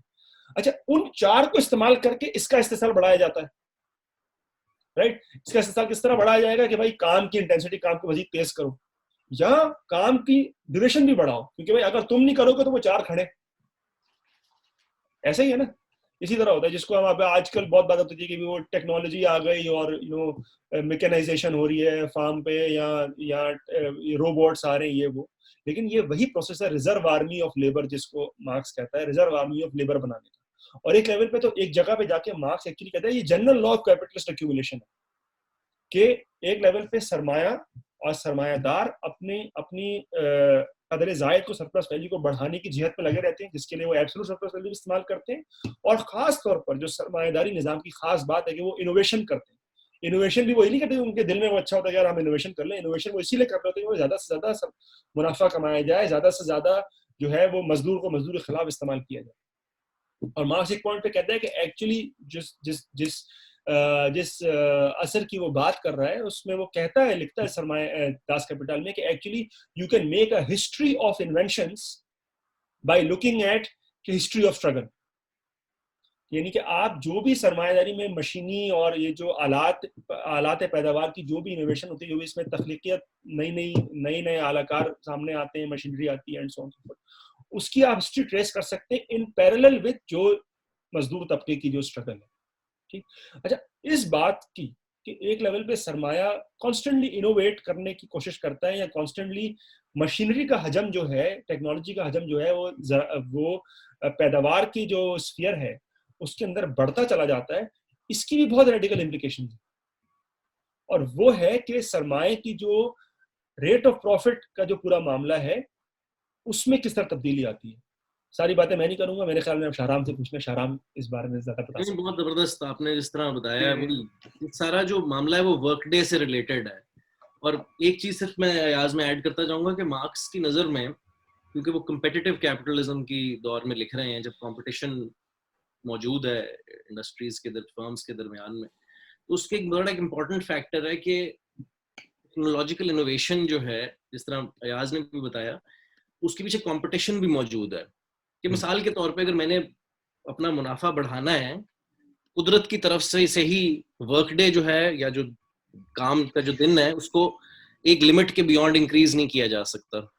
अल्लाह ने जो है मिसाल के तौर पे 24 घंटे की एक लिमिट लगा दी कि इससे आगे दिन ही नहीं है। तो बाय वर्च्यू ऑफ कंपटीशन तमाम कैपिटलिस्ट को इनोवेट करना है, अपनी जो टेक्नोलॉजी है प्रोडक्शन की उसको इम्प्रूव करना है, ताकि वो कम से कम टाइम में ज्यादा से ज्यादा सरप्लस प्रोड्यूस कर सकें। अब इससे जो है कुछ नताइज निकल रहे हैं बड़े मजे के, जो कि मार्क्स की रेट ऑफ प्रॉफिट थ्योरी के साथ कनेक्टेड है। वो ये है कि क्योंकि नई वैल्यू सिर्फ मेहनत के नतीजे में पैदा होती है, राइट, मशीनों से नहीं पैदा होती, इंसानी मेहनत से नई वैल्यू प्रोड्यूस होती है। लिहाजा अब इससे कुछ नताइज निकल रहे हैं। नताइज ये निकल रहे हैं कि क्योंकि सरमायादारी के अंदर कंपटीशन है और ग्रेजुअली जो है रिलेटिव सरप्लस वैल्यू के ऊपर फोकस है, उससे होगा क्या कि कोई भी जो एक सरमायादार, ये थोड़ा सा बारीक पॉइंट है लेकिन ये बड़ा इंपॉर्टेंट है, वो ये है कि कोई भी सरमायादार जब कोई इन्वेस्टमेंट करता है, जिसको ये लोग इन्वेस्टमेंट कहते हैं, अगर आप गौर करें तो उसको हम 2 हिस्सों में डिवाइड कर सकते हैं। अगर एक सरमायादार ने 1000 रुपए की इन्वेस्टमेंट की है, उसको मैं दो हिस्सों में डिवाइड कर सकता हूँ। उसका कुछ हिस्सा जो है वो मशीनों, बिल्डिंग्स, नॉन लेबर इनपुट्स पे लग रहा है, और कुछ हिस्सा जो है वो लेबर पे लग रहा है। अब आप गौर करें कि जो इसमें मशीनों वाला एलिमेंट है ये नई वैल्यू प्रोड्यूस नहीं करेगा। जैसे कि मैंने पहले कहा कि वो 50 रुपए की मशीन जो है वो अगले 5000 साल तक अगर कमरे में पड़ी रहे वो 50 रुपए की ही रहेगी, वो खुद से वैल्यू नहीं प्रोड्यूस करेगी। एक हिस्सा डेड लेबर पे लग रहा है जो नई वैल्यू प्रोड्यूस नहीं करता, एक हिस्सा लेबर पावर पर लग रहा है जो नई वैल्यू प्रोड्यूस करता है। अब अगर आप गौर करें तो अगर मशीनरी बार बार इनोवेट हो रही है तो ये किसी भी एक सम का जो हिस्सा है वो ज्यादा से ज्यादा अब मशीन वगैरह की तरफ जा रहा है। क्यों? क्योंकि सेम अमाउंट, जैसे 100 रुपए अगर पहले लग रहे थे तो उसका पहला 50-50 लेट से लग रहा था। अब जब इनोवेशन होगी, टेक्नोलॉजी जो है जब रिप्लेस करेगी लेबर पावर को, तो एक इंक्रीजिंग हिस्सा इस 100 रुपए का वो डेड लेबर की तरफ जा रहा है। आप मेरी बात समझ रहे हैं? क्योंकि आपको फ्यूअर वर्कर्स चाहिए सेम प्रोडक्ट प्रोड्यूस करने के लिए, अब आपको उतने लोग नहीं चाहिए। अब हम एक दो नए कॉन्सेप्ट्स इंट्रोड्यूस करते हैं ताकि बात करना आसान हो जाए इसके बारे में। ये जो हिस्सा है जो डेड लेबर के ऊपर या मशीन या बिल्डिंग्स के ऊपर लग रहा है, नई इन्वेस्टमेंट का वो हिस्सा जो मशीनों, और जैसे मैंने 100 रुपया लगाया था उसमें से 50 रुपए की मशीनें, बिल्डिंग्स वगैरह वगैरह ली थी, इसको हम एक नाम दे देते हैं। इसको हम कह देते हैं, थोड़ा सा अजीब सा नाम है, बेहतर नाम होना चाहिए था, उसको कहते हैं ऑर्गेनिक कॉम्पोजिशन ऑफ कैपिटल। सही? जो आपके दोस्त जो मैथमेटिकली इंक्लाइंड है, ये है C/C+V। C+V टोटल इन्वेस्टमेंट है, C is the expenditure on machines, buildings etcetera, V is the expenditure on labour power. तो टोटल खर्चा कितना, इन्वेस्टमेंट कितनी थी? C+V। सही? तो न्यूमरेटर में C, डिनोमिनेटर में C+V जो है अगर मैं रख दूं तो इसको हम कहते हैं ऑर्गेनिक कॉम्पोजिशन ऑफ कैपिटल। आसान जबान में ये वो हिस्सा है इन्वेस्टमेंट का जो डेड लेबर, मशीन्स, बिल्डिंग्स वगैरह के ऊपर लग रहा है। आप मेरी बात फॉलो कर रहे हैं? जी जी। सही? इसको वो ऑर्गेनिक कॉम्पोजिशन ऑफ कैपिटल कह रहे हैं, नंबर 1। नंबर 2, मुनाफा क्या है सरप्लस मार्क्स की स्टोरी में है। अब एक इंपॉर्टेंट कॉन्सेप्ट है रेट ऑफ प्रॉफिट। पहला कॉन्सेप्ट है ऑर्गेनिक कॉम्पोजिशन ऑफ कैपिटल, दूसरा कॉन्सेप्ट है rate of profit. Rate of profit का क्या मतलब है? हर जो किसी ने भी अगर कभी छोटा मोटा बिजनेस भी किया उसको पता है कि रेट ऑफ प्रॉफिट क्या होता है। सरप्लस न्यूमरेटर में है और डिनोमिनेटर में क्या है? खर्चा, C+V। सही? मेरा मुनाफा कितना है, मेरी जायद कदर कितनी है, और नीचे क्या होगा? मेरा खर्चा, मेरी इन्वेस्टमेंट कितनी है, S/C+V। सही? अब एक सिंपल काम से हम ये, सिंपल इक्वेशन से हम ये शो कर सकते हैं कि जो रेट ऑफ प्रॉफिट है, ये बड़ा इंपॉर्टेंट कॉन्सेप्ट है कि सरमायादार के लिए रेट ऑफ प्रॉफिट इंपॉर्टेंट है। एब्सोल्यूट प्रॉफिट भी, टोटल उसका मैग्नीट्यूड भी इंपॉर्टेंट है, लेकिन रेट ऑफ प्रॉफिट बहुत इंपॉर्टेंट है। क्यों? आप अपने आप को सरमायादार की पोजीशन में डालें। आपके पास अगर $1 मिलियन हैं तो वो आप चाहते तो आप फर्म ए में लगा सकते थे, आप किसी दूसरे बिजनेस में भी लगा सकते थे, आप किसी तीसरे, आपके हजारों बिजनेसेस में वो पैसा लगा सकते थे। लेकिन सरमायादार के लिए सबसे इंपॉर्टेंट चीज ये है कि मेरा रेट ऑफ प्रॉफिट सबसे ज्यादा कहाँ है। मैं अगर किसी जगह पे 100 रुपए लगा रहा हूँ, एक जगह पे मुझे 125 मिलेंगे साल के बाद, एक जगह पे मुझे 250 मिलेंगे, तो क्लियरली दूसरी जो इन्वेस्टमेंट है वो सरमायादार के लिए बेहतर है। राइट? तो रेट ऑफ प्रॉफिट बहुत इंपॉर्टेंट वेरिएबल है। तो हमारे लिए अब ये इंपॉर्टेंट फैक्टर बन गया कि रेट ऑफ प्रॉफिट कैसे डिटरमिन होता है। सही? तो रेट ऑफ प्रॉफिट जो है उसका ताल्लुक दो चीजों से है। अगर मैं सिंपली इसको रिप्रेजेंट करने की कोशिश करूं, रेट ऑफ प्रॉफिट S/C+V है। राइट?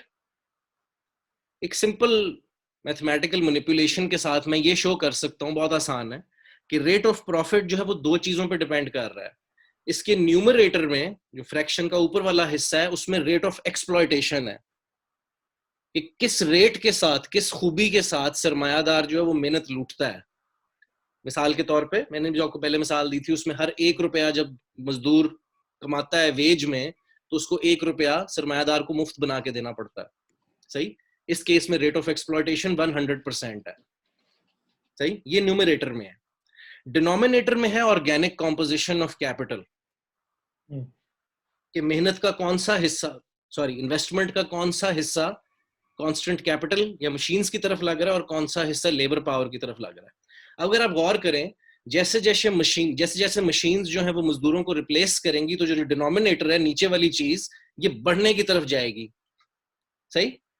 आप गौर करें, C/C+V है ना, तो अगर पहले 50 रुपए जो है वो मशीनों पे लग रहा था, अब अगर 70 रुपए लग रहा है मशीनों पे, तो 50 से 70% हो गया, 20% इंक्रीज आया ऑर्गेनिक कॉम्पोजिशन ऑफ कैपिटल में।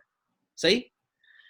जैसा कि आपके किसी ने भी अगर क्लास 4th या 5th की मैथ पढ़ी है, उसको ये पता है कि डिनोमिनेटर जब इंक्रीज करता है तो रेशो जो है उस पर नीचे की तरफ प्रेशर पड़ता है, right? Organic composition of capital हमारा डिनोमिनेटर है, हमारा न्यूमरेटर है रेट ऑफ एक्सप्लॉयटेशन। अब सिंपल सी बात है कि अगर डिनोमिनेटर बढ़ रहा है तो वाहिद तरीका रेशो को इंक्रीज करने का क्या है? न्यूमरेटर को इंक्रीज करो। तो दो नताइज निकलेंगे इससे। इसको मार्क्स कहते हैं tendency for the rate of profit to fall, कि सरमायादारी निजाम के अंदर जिस चीज को सबसे बड़ी खूबी समझा जाता है कि ये इनोवेटिव है, नई नई मशीनें लेके आता है वगैरह वगैरह, वही उसकी मौत का भी नतीजा है। वही चीज जो सरमायादारी निजाम को कायम रखती है, उसकी सबसे बड़ी खूबी समझी जाती है, उसी के अंदर उसके जवाल का सीक्रेट मौजूद है, उसके एक्सप्लॉयटेटिव होने का सीक्रेट मौजूद है। क्यों? Purely because of competition. इसलिए नहीं कि जो है कि कोई इसमें कोई और रीजन, कंपटीशन के फोर्सेस के नतीजे में जब सरमायादार आपस में compete करेंगे और मशीनों को कॉन्स्टेंटली इंप्रूव करेंगे, organic composition of capital increase करेगी। अब इधर से दो नताइज निकल सकते हैं, या तो सरमायादार जो है वो एक्सप्लॉयटेशन को इंक्रीज कर दें, रेट ऑफ एक्सप्लॉयटेशन को इंक्रीज कर दें, जो हमें नजर आता है जैसे जैसे सरमायादारी आगे बढ़ रही है। बड़ी मजे की उस दिन मैं बात पढ़ रहा था कि बुर्जुआ इकोनॉमिक्स के 20th सेंचुरी के एक बहुत बड़े फिगर हैं जॉन मेनार्ड केन्स। उन्होंने एक लेटर लिखा अपने ग्रैंड चिल्ड्रन को, आपकी और मेरी उम्र के जो लोग होंगे उनको, कि उन्होंने कहा वो 1930s 40s में प्रेडिक्ट कर रहे थे कि टेक्नोलॉजी इतनी इंप्रूव कर रही है कि आज के जमाने में जो लोग रह रहे होंगे उनके लिए सबसे बड़ा मसला बोर्डम होगा, कि वक्त कैसे गुजारा जाए। क्या आपको ऐसा नजर आ रहा है? बिल्कुल ऐसा नहीं है। सरमायादारी ने जितना इस्तेहसाल न्यू लिबरल पीरियड में इंसान का किया है, लॉन्ग वर्किंग आवर्स से इंसानों की जिस किस्म की बीमारियां, डिप्रेशन और वगैरह वगैरह पैदा हुए हैं, ये कभी किसी दौर में नहीं हुए। तो इसकी रीजनिंग क्या है? क्यों वो नहीं हुआ जो जॉन मेनार्ड केन्स ने कहा था? इसकी रीजनिंग ये है कि रेट ऑफ प्रॉफिट के ऊपर एक डाउनवर्ड प्रेशर है, और वही चीज मशीनरी और इनोवेशन जो कि सरमायादारी को उसको खूबी देती है लोगों के लिए, वही उसके जवाल और उसकी मौत का नतीजा है। कि रेट ऑफ प्रॉफिट, वो जो इंजन है पूरी सरमायादारी के अंदर इन्वेस्टमेंट का, वो जब गिरता है तो साथ में उसके कई नताइज हैं जो कि इकोनॉमिक क्राइसिस है। ये बहुत इंपॉर्टेंट है ये बात समझना, क्योंकि आम दिनों में जब सरमायादारी ठीक चल रही होती है, जब लोगों को वेजेस भी मिल रही हैं और सारा कुछ हो रहा है, तो ये अपीयरेंस है कि यार मेरा सरमायादार कितना अच्छा है, इसने मुझे जॉब दी, इसने मुझे जो है ये सब कुछ दिया जो लेकिन ये चीज वाजे तब होती है कि यार तुम्हें जॉब इसलिए मिली है क्योंकि तुम उसके लिए सरप्लस वैल्यू बना रहे हो। वो वाजे कब होती है? जब रेट ऑफ प्रॉफिट जमीन से लग जाता है, जैसा कि आजकल लगा हुआ है, और लिहाजा लोगों की जॉब्स भी गई। तो सरमायादारी के अंदर जॉब मिलना, मजदूरी मिलना इंसान को इस बात पर मुनहसर है कि आप सरमायादार के लिए सरप्लस वैल्यू बनाते हैं। बिल्कुल उसी तरह जिस तरह गुलाम के लिए, गुलाम को जो चीजें मिलती हैं, जो अशिया मिलती हैं, वो तब तक मिलती रहती हैं जब तक वो मालिक के लिए अशिया बना रहा है, चीजें बना रहा है। तो इसमें ये है एक क्राइसिस की जो थ्योरी है मार्क्स के अंदर, वो भी इन्हीं बेसिक फंडामेंटल आइडेंटिटीज से निकल रही है। तो आप गौर करें कि कितनी पावरफुल थ्योरी है, कितनी पावरफुल थ्योरी है कि जो एक फर्म के अंदर क्या हो रहा है, वहां से लेके एक मैक्रो इकोनॉमी के अंदर क्या होगा, उनके लिए भी 3 आइडेंटिटीज आपको चाहिए, सिर्फ C+V+S, और इससे पूरा का पूरा निजाम के बारे में आप एक नया एनालिसिस निकाल सकते। तो मैं इनकरेज करूंगा आपके सामीन को कि कैपिटल का मुताला जरूर करें, बहुत पावरफुल किताब है। और ये बात भी सोचने की है कि अगेन, और शहराम ने जो मखसूस लफ्ज इस्तेमाल की, ये यानी कि ये काबिल गौर है, और जो मार्क्स इस्तेमाल करता है वो कहता है tendency of the rate of profit to fall, right. तो इससे क्या मतलब है कि जैसे शहराम ने कहा कि ये 2 रेशोज हैं, ऊपर जो है वो रेट ऑफ एक्सप्लॉयटेशन का, नीचे जो है वो ऑर्गेनिक कंपोजिशन ऑफ कैपिटल का। अब इसमें भी कोई ऑटोमेटिक टेंडेंसी, ऑटोमेटिक नहीं है कि खुद ब खुद इस तरह होगा, इसके अंदर भी आप देखें तो स्ट्रगल इन्वॉल्व है, क्योंकि एक्सप्लॉयटेशन का रेशो है ऊपर। एक्सप्लॉयटेशन क्या है कि भाई जराए पैदावार पर या जाए पैदावार में किसकी ताकत कितनी ज्यादा है, मजदूर तबके की ज्यादा है, सरमायादार तबके की ज्यादा है, ठीक है। तो इस पूरी टेंडेंसी के अंदर ये जो लॉ जिसको मार्क्स कहता है, law of the tendency of rate of profit to fall, वो टेंडेंसी कहता ही इसलिए क्योंकि इसके अंदर भी सियासत और सियासी अमल और जद्दोजहद का अमल इन्वॉल्व है। और वो ये भी बताता है मार्क्स, ये जो कैपिटल 3 का मेरे ख्याल में ये नंबर 13 चैप्टर है, और 14 में वो काउंटर टेंडेंसी बताता है। वो टेंडेंसी नहीं, काउंटर टेंडेंसी भी बता रहा है। वो कह रहा है कि भाई टेंडेंसी है कि rate of profit to fall. Counter tendencies क्या है कि भाई सरमाया अपना जो अपनी जो वो है स्फीयर ऑफ उसकी जो ऑपरेशन है उसको बढ़ा दे, मिसाल के तौर पर फॉरेन ट्रेड के जरिए, कॉलोनियलिज्म के जरिए, या जैसे कि अभी मैंने बात की रेट ऑफ एक्सप्लॉयटेशन बढ़ा दे, यानी कि मजीद ज्यादा जोरदार तरीके से इस्तेसाल करे मजदूरों का। और इस तरह की वो 2-3 काउंटर टेंडेंसीज बताता है, जिससे अगेन ये बात प्रूव होती है कि जो एक मैकेनिकल मार्क्सिज्म में भी और जो कैरिकेचर है मार्क्सिज्म के, ये जो पोस्ट मॉडर्न और पोस्ट स्ट्रक्चरलिस्ट टाइप के, जी मार्क्सिज्म ने कोई इस तरह के लॉज बना दी, जिस तरह पिछली दफा भी बात की थी, जो कि बिल्कुल आफाकी हैं, जो बिल्कुल ऑटोमेटिक हैं और इनमें इंसानी सब्जेक्टिविटी का और इसका कोई अमल दखल ही नहीं है। ये तो एक्चुअली बिल्कुल मुकम्मल तौर पर गलत है, क्योंकि मार्क्स की बेसिक इनोवेशन ही ये है, उसकी बात ये कि वो हर स्फीयर में, हर जाय वकू में, हर दायरा कार में, चाहे वो मार्केट का हो या खास तौर पर जो पैदावार का हो, उसके अंदर जद्दोजहद का और सियासत का और सब्जेक्टिविटी का अमल कलदी तौर पर जो है ना वो शामिल है। और जिस तरह ये टेंडेंसी की बात की, rate of profit to fall की टेंडेंसी की बात की, उसमें फॉरन मार्क जो है वो काउंटर टेंडेंसी बताता है, क्योंकि वो डायलेक्टिकल थिंकर है, वो जिदलियात का तजाद का थिंकर है। इसलिए जिधर वो टेंडेंसी बताता है उधर वो काउंटर टेंडेंसी भी बताता है। जिधर टेंडेंसी बताता है कि भाई सरमाया इनोवेशन करता है, उसका तजाद क्या है कि सरमाया की जो इनोवेशन है, जिसके जरिए हमारी जिंदगियां थ्योरेटिकली तो हम सोचते हैं यार पसीने आ जाएंगी तो चीजें आसान होंगी, काम कम करना पड़ेगा, जिंदगी जो है वो व्हाट्सएप और फेसबुक और ये सब चीजें आई तो हम अब दुनिया भर से कनेक्ट हो सकते हैं। कनेक्ट तो हो जाते हैं, लेकिन उसका ऑब्वर्स साइड क्या है, उसका तजाद क्या है कि उल्टा हमारा इस्तेसाल मजीद बढ़ता चला जा रहा है। जिस चीज से, जिन मशीनों से, जिन आलात से, जिन तख्लीकी पैदावार से हमारी जिंदगियों में आसानी आनी चाहिए थी, उससे हमारी जिंदगियां मजीद मुश्किल इसलिए होती चली जाती है क्योंकि अगेन जो सियासी बात है, जो सोशल रिलेशन है, वो क्या है कि भाई वो कंट्रोल में किसके है। जो शुरू में बात की थी कि पैदावार का, आलात पैदावार का कंट्रोल उन लोगों के पास नहीं है, उस तबके के पास नहीं, तबकात के पास नहीं है जो इसकी जो एक्चुअली पैदावार में इन्वॉल्व है, बल्कि उनके पास है जो कि जिनको हम सरमायादार कहते हैं। इसलिए जो चीज लॉजिकली मंतकी तौर पर हमारी जिंदगी को आसान बनने का जरिया होनी चाहिए, वो उल्टा हमारी मजीद बेगानगियत का, मजीद मुश्किलात का, हमारी जिंदगी में मजीद इस्तेसाल का, जिसकी मुख्तलिफ अशार में नजर आती है। शराब ने डिप्रेशन की बात की, और भूख, नंग, अफलास, आप जो भी देखते जाएं, सरमाया यानी कि एक ऐसा निज़ाम है कि जिसमें इतनी दौलत, इतनी अशिया आज तक तारीख में देखी नहीं गई, इतनी दौलत है, लेकिन दूसरी तरफ इस किस्म की मुफलिसी है कि बंदा देख के परेशान हो जाए। आजकल हम कोरोना वायरस के जो बहरान है उसमें हम देख ही रहे कि हिंदुस्तान में देखें लाखों के मजमे लगे हुए हैं बस स्टैंडों पर और ट्रेन स्टेशनों पर। पाकिस्तान में जो हमारे साथी काम कर रहे हैं बस्तियों में, उनका हाल वहाँ पर आप देख लें क्या हाल है। एक तरफ इतनी अबंडेंस है और एक तरफ मुकम्मल जो है ना इमेजरेशन। तो और ये तमाम जो रुझानात हैं ये इसके अंदर बिल्ट इन है, ये कोई पॉलिसी का मसला नहीं है, ये महज इमरान खान के दिल का, जहांगीर तरीन के दिल का और नवाज शरीफ की मनहूसियत का इस पर इन्हिसार नहीं है। उसका यकीनन उसका फर्क पड़ता है, लेकिन निज़ाम के अंदर, उसके अंदर उसके कुछ दाखिल तजादात हैं, कुछ दाखिल रुझानात हैं जिससे तमाम चीज़ें पैदा होती हैं। उसके अंदर बहरान पैदा होता है, उसके अंदर क्राइसिस पैदा होता है, उसके अंदर इनोवेशन भी होती है और उसके अंदर दूसरी तरफ इस्तेसाल बढ़ता चला जाता है। और ये जो और मार्क्स एक्चुअली ये जो हर 10-12 साल बाद क्राइसिस आता है, इसको डिसेनियल साइकिल जिसको हम कहते हैं, मार्क्स इसको पॉइंट आउट करता है। कैपिटल 3 में वो पॉइंट आउट करता है। कल मैं एक्चुअली रिवाइज करता है तमाम चीजें, तो मैंने उसको कहता है 10 साल में आएगा वापस बार बार। और आप देख रहे हैं 2008 में क्राइसिस आया, 2019 में हमारे सर पर खड़ा था, और ये कोरोना ने आके जो है ना वो बिल्कुल ही तबाही और बर्बादी जो है ना इस हवाले से कर दी।